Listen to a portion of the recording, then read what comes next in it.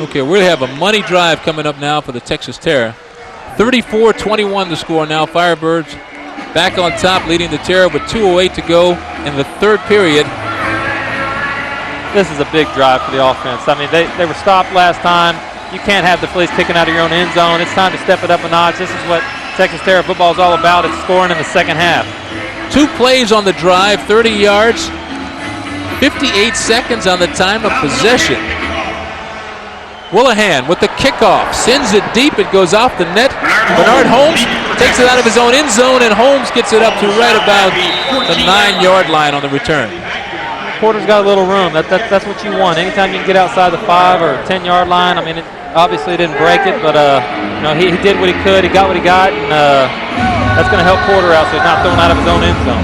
Exactly, and that's where they were the last time, and you saw this game sometimes, since it's such a short field, it can be a battle of field position, and the Terror lost that battle on the last possession, and it cost them a touchdown. Yeah, hopefully they'll be able to turn around this series being from the 10. First down, Gary Porter in motion at the top, Blackshear, but the ball comes underneath to Bernard Holmes. What a burst. Holmes hauled it in. Big pickup there before Larry Jones dragged him down from behind. That's just all Holmes there. I mean, that play there is designed for 6 yards, run a couple yards, kind of like Lloyd Hill does, but Holmes turns these into long gainers. He's got the quickness, breaks outside, almost outruns him to the end zone. He's got good speed. The other guy just had the momentum. See another look at it right there, breaking outside. 26 can't hang with them. Does a great job holding on to the ball. That's a great play by Holmes. Turn the big one. First down for the Texas Terror. Holmes in motion this time. Porter looking to throw. He has a man. It's Blackshear. He strips him, breaks the tackle, and is he in? He is very, very close. He is in for the touchdown. Rodney Blackshear. One official said touchdown. I think it's going to stand. I like to see Blackshear get in the game. He hadn't caught a lot of balls this year, but what a catch. Every time he gets in there, I mean, he makes plays when he's on the field. You see he's got great hands. Texas Tech boy, great hands. Breaking the tackle, strong receiver. Puts his head down in the end zone. That's a good play by Rodney Blackshear. That's a veteran play. It was, and it couldn't have come at a better time. Chris DeFelice on for the extra point attempt. The hold by Porter, the kick, and it's perfect. Right through. That's big. Texas Terror really needed that. We just talked about that. Offensively, that'll get them going. And that might even excite the defense a little bit and put up a stop here and then come back and score again. That'd be great. Porter now 15 out of 25 for 186 yards, 3 touchdowns on the night.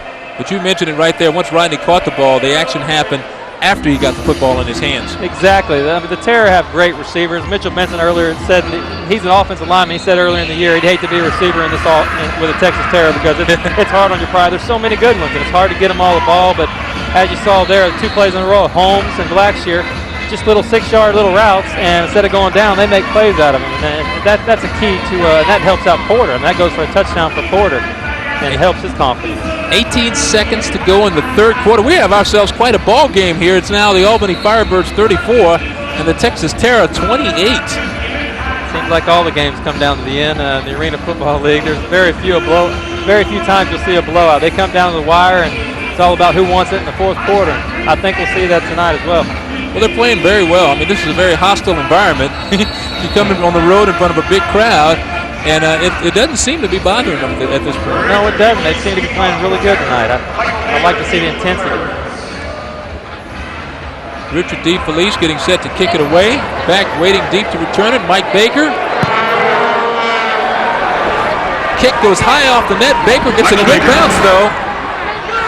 Trying to turn it up around the right side, cuts it back inside, and Blackshear, the guy who made the touchdown, Rodney brings him down with a nice tackle there.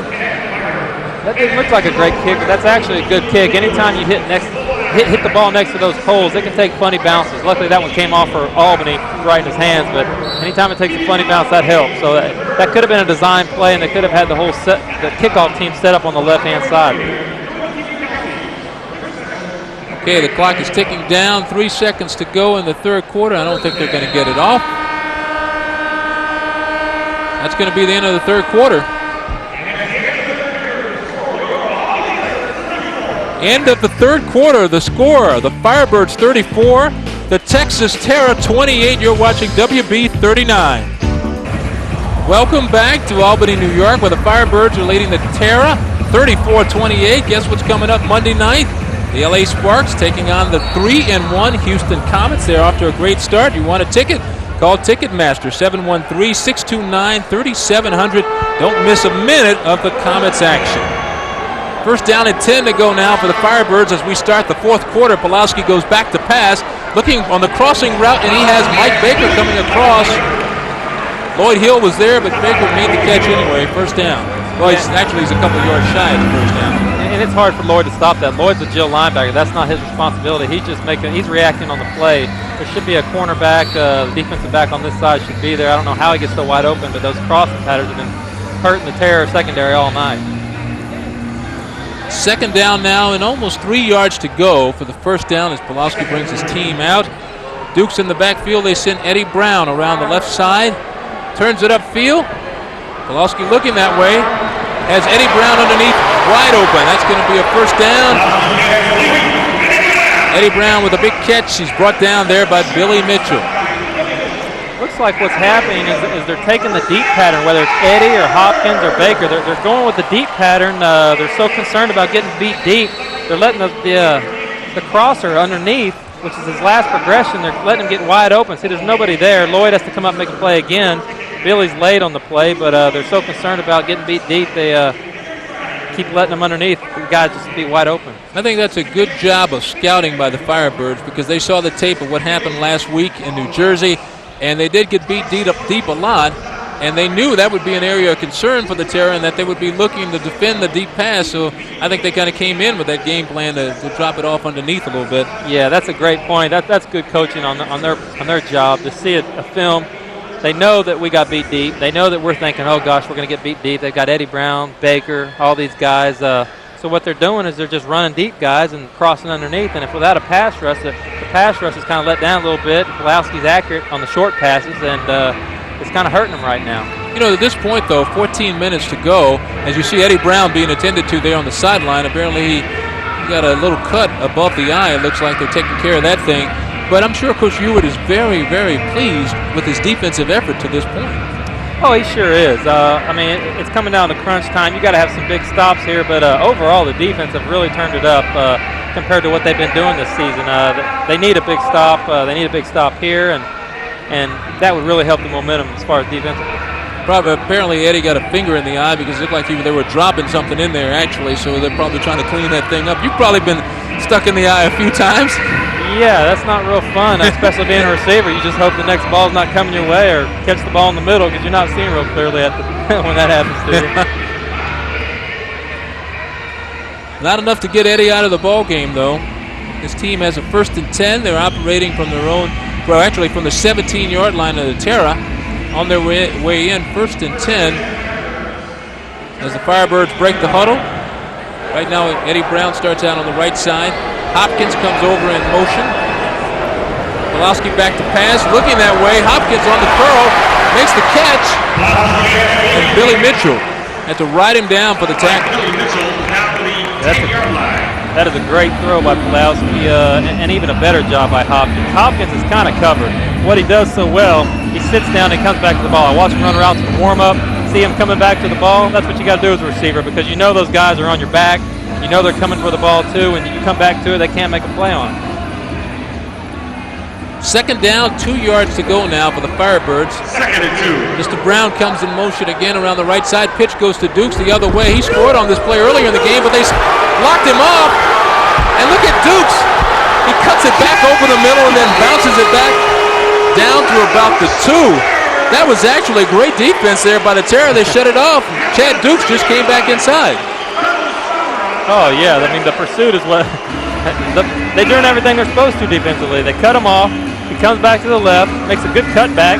Oates comes up for the pursuit. I mean, the guy's just got good quickness for a big fullback like that. You don't see quick feet like that too often. That's just all Dukes there. You got to give the guy credit on that one. Boy, you touched on it, though, Chris. Tommy Oates stayed at home. It had been easy to go run and follow the pile and go over there. But yeah, that's good by Oates. He's doing his job. He stayed at home, forced him back inside again. Pulowski this time on the keeper. Dives in for the touchdown. I think he made it. Mike Pulowski on the quarterback keeper. Firebirds on the touchdown as Pulowski keeps it inside.